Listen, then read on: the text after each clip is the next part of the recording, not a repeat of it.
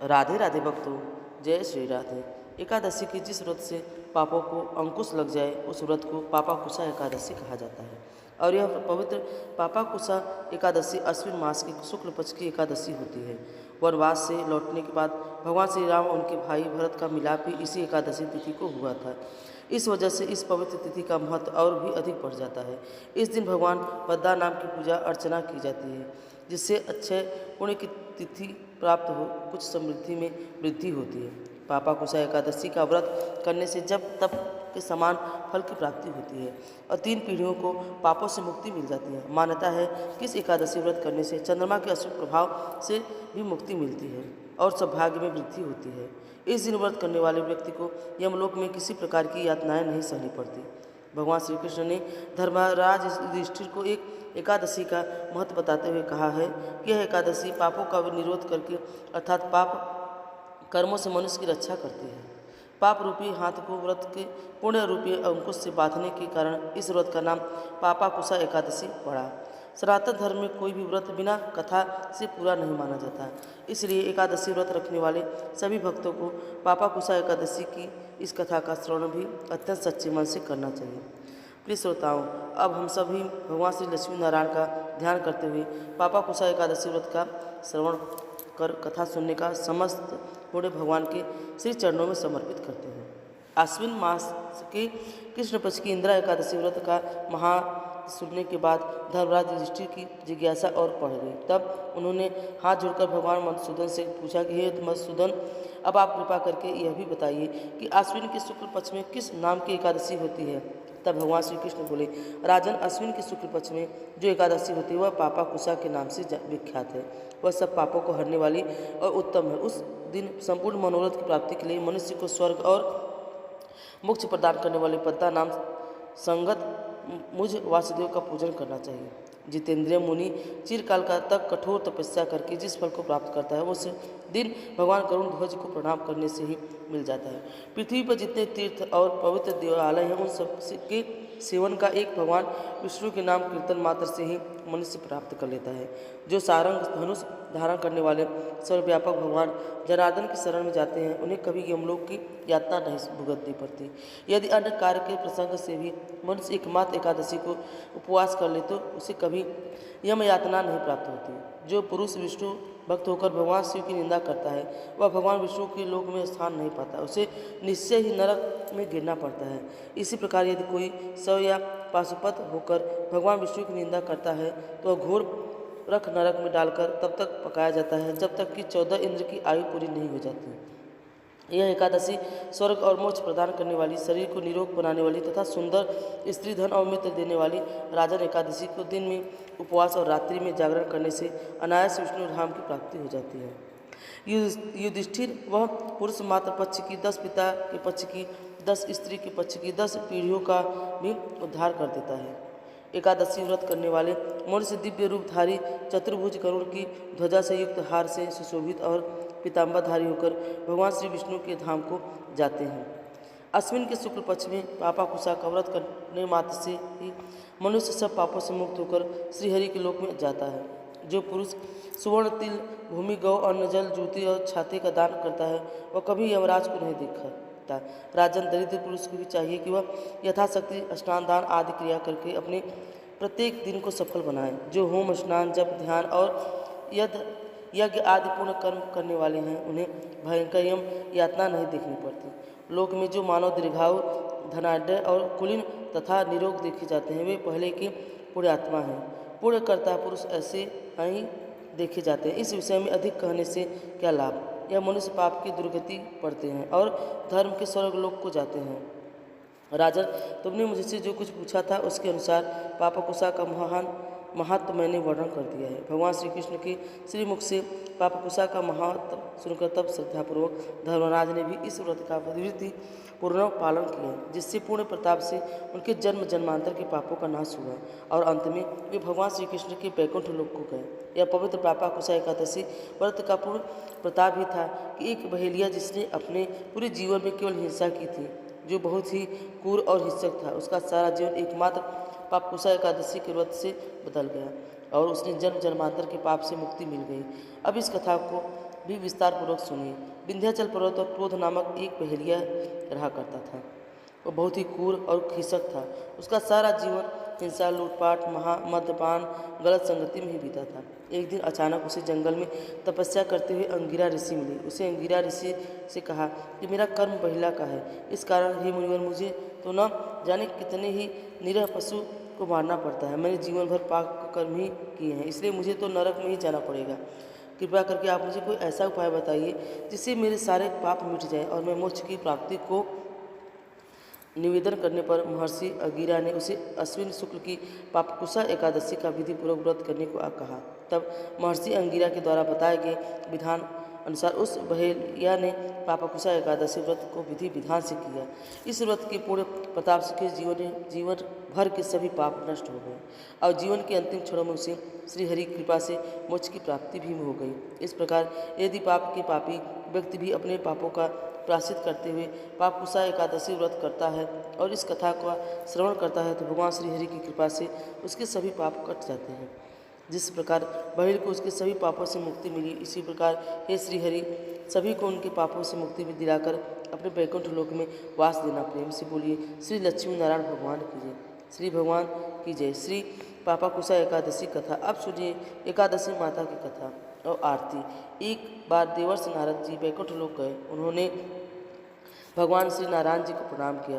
फिर नारद जी ने श्री नारायण जी से कहा, प्रभु पृथ्वी पर जब आपका प्रभाव कम हो रहा है, धर्म पर चलने वाला कोई शुभ फल प्राप्त ही नहीं हो रहा है, जो पाप कर रहे हैं उनका तो भला हो ही रहा है। तब भी नारायण भगवान कहने लगे, देवर्षि ऐसा नहीं है, जो भी हो रहा है सब नियति के कारण हो रहा है। देवर्षि नारद बोले, प्रभु मैं तो देख रहा कर आ रहा हूँ कि पापियों को तो अच्छा फल मिल रहा है और भला करने वाले धर्म के रास्ते पर चलने वाले लोगों को बहुत बुरा फल मिल रहा है। और अच्छा फल करने वाले धर्म के रास्ते पर चलने वाले लोगों को बहुत बुरा फल मिल रहा है, वे महान दुख भोग रहे हैं। तब भगवान कहने लगे, अच्छा देवर्षि कोई ऐसी घटना बताओ जिससे तुम्हें ऐसा अनुभव हुआ हो। कि नारद जी कहने लगे, प्रभु मैंने अभी अभी एक जंगल से आ रहा हूँ, वहाँ एक गाय दलदल में फंसी हुई थी, उसे कोई बचाने वाला नहीं था। तभी थोड़ी देर में एक चोर उधर से गुजरा।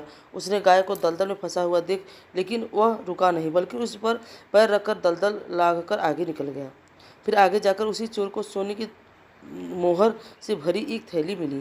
थोड़ी देर बाद वहाँ से एक वृद्ध साधु महाराज गुजर रहे थे। उस गाय को दलदल से निकालने की पूरी कोशिश की और पूरी ताकत लगाकर आखिरकार उस गाय को निकाल दिया। लेकिन प्रभु मैंने देखा कि गाय को दलदल से निकालने के बाद भी जब वह साधु महाराज आगे गए तो खुद एक गड्ढे में गिर गए और उन्हें चोट भी लग गई। बताइए प्रभु ये कौन सा न्याय है कि जिसने गाय की मदद की उसे दुख मिला, बल्कि जो गाय के ऊपर पैर रखकर आगे बढ़ गया उसे सोने की मोहरें भरी थैली मिल गई। नारद जी की बात सुनने के बाद नारायण भगवान बोले, देवर्षि यह सही ही हुआ है। जो चोर गाय पर पैर रखकर भाग रहा था उसे किस्मत में तो एक खजाना था, लेकिन उसने इस पाप के कारण उसे केवल कुछ ही मोहर मिली। वही इन साधु महाराज को गड्ढे में निकल इसलिए गिरना पड़ा क्योंकि उनके भाग्य में मृत्यु लिखी हुई थी। लेकिन गाय को बचाने के कारण उनके पुण्य बढ़ गए और उनकी मृत्यु एक छोटी सी चोट में बदल गई।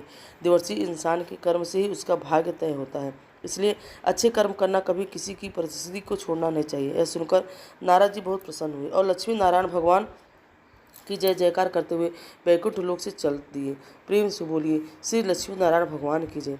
देवर्षि महाराज की जय। अब आप सभी बहुत से प्रेम से एकादशी माता की कथा भी सुनिए। एक बार एक बुढ़ी माँ ने वृद्धावस्था में एकादशी का व्रत रखा।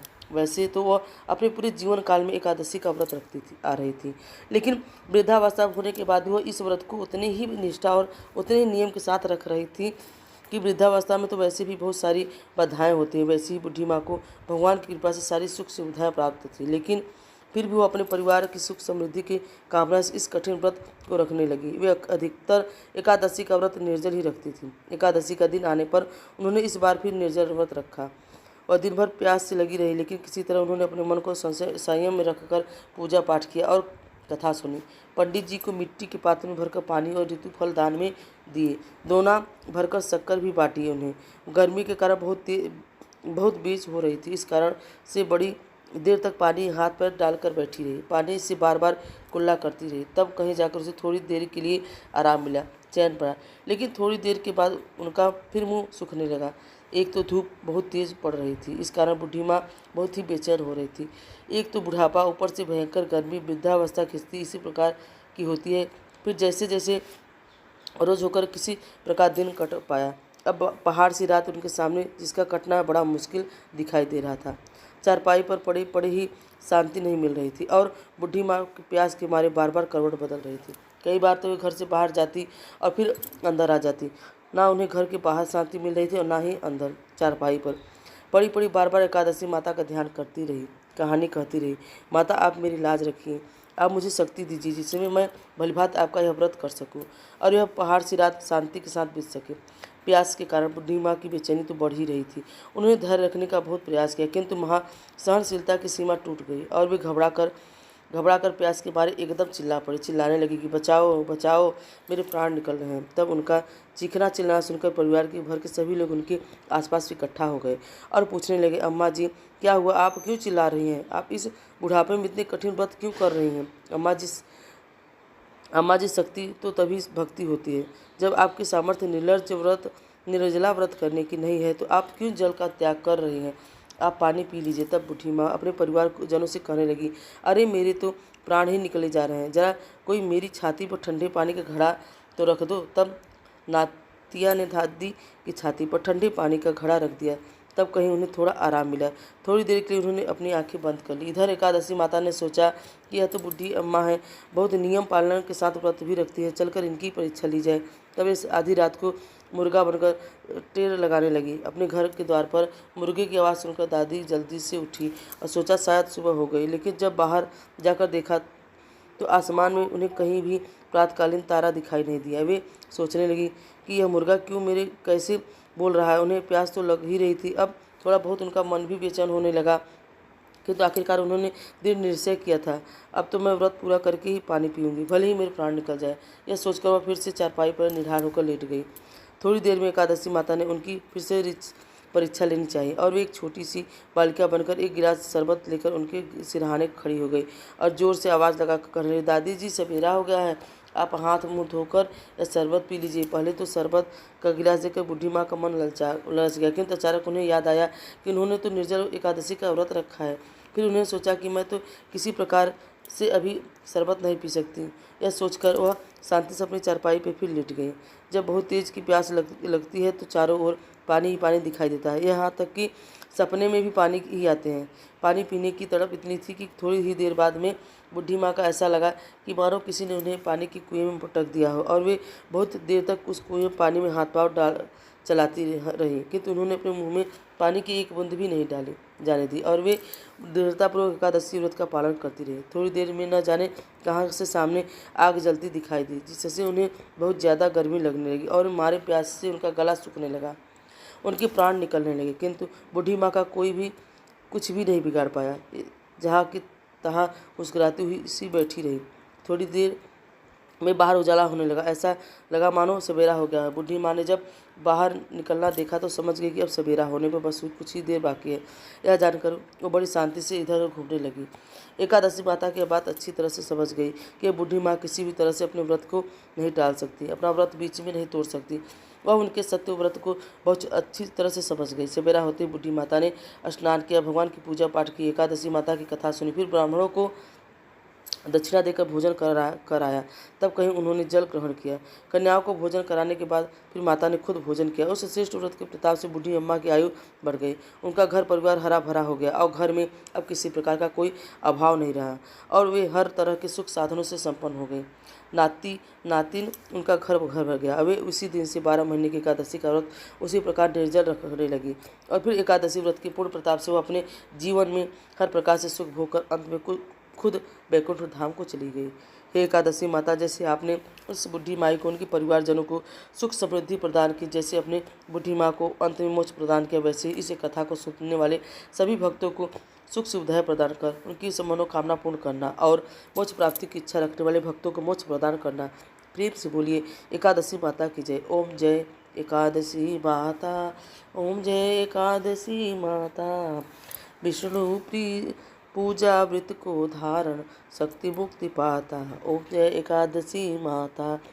तेरे नाम गिना देवी भक्त प्रदान करनी, गढ़ गौरव देवी माता शस्त्रों में कवरनी। ओम जय जय जय एकादशी माता, मार्गशीर्ष के कृष्ण पक्ष की उन्नता विश्वतारण, जन्मी शुक्ल पक्ष में हुई मोक्षता मुक्तिदाता बन आई जय एकादशी माता। ओम जय एकादशी माता, पौष के कृष्ण पक्ष की सफला नामक है, शुक्ल पक्ष होई पुत्रता आनंद अधिक रहे। ओम जय एकादशी माता, सतशिला माघ मास में कृष्ण पक्ष आवे, शुक्ल पक्ष में जया का विजया सदा पावे। जय एकादशी माता, विजया फाल्गुन कृष्ण पक्ष में शुक्ला आमल की, पाप मोचनी कृष्ण पक्ष में चैत महाबल की। ओम जय एकादशी माता, मात चैत शुक्ल पक्ष नाम कामदा धन देने वाली, नाम व्रत की निष्ठ कश्यप पक्ष में वैशाख महावाली। ओम जय एकादशी माता, शुक्ल पक्ष में मोहिनी अपरा, ज्येष्ठ कृष्ण पक्ष नाम निर्जला, सब सुख करने शुक्ल पक्ष रखी। जय एकादशी माता, योगिनी नाम आषाढ़ में जानो, कृष्ण पक्ष करनी, देव सैनी नाम कहाय शुक्ल पक्ष धरनी। जय एकादशी माता, मात कामिका श्रावण मास में आवे, कृष्ण पक्ष में कहिए श्रावण के शुक्ला होय पवित्र आनंद से रही। जब एकादशी माता, अजा भाद्रपद कृष्ण पक्ष की परिवर्तन शुक्ला, इंद्र आश्विन कृष्ण पक्ष में वृत्त से सागर निकला। जय एकादशी माता, पापा कुश है शुक्ल पक्ष में अपहरण हारी, रमा कार्तिकी में आवे सुखदायक भारी। ओम जय एकादशी माता, थानी शुक्ल पक्ष की सुख नाशक मैया, पावन मास कर बिनती पार करो नैया, बिनती पार करो नैया। ओम जय एकादशी माता, परमा कृष्ण पक्ष में होती जन मंगल करनी, शुक्ल पक्ष में होई प्रधानी दुख दारिद्र हो। ओम जय एकादशी माता, जो कोई आरती एकादशी की भक्त सहित गावे, जन गुरु दिखाई स्वर्ग का वासा निश्चय पावे। ओम जय एकादशी माता, ओम जय एकादशी माता, ओम जय एकादशी माता। राधे राधे।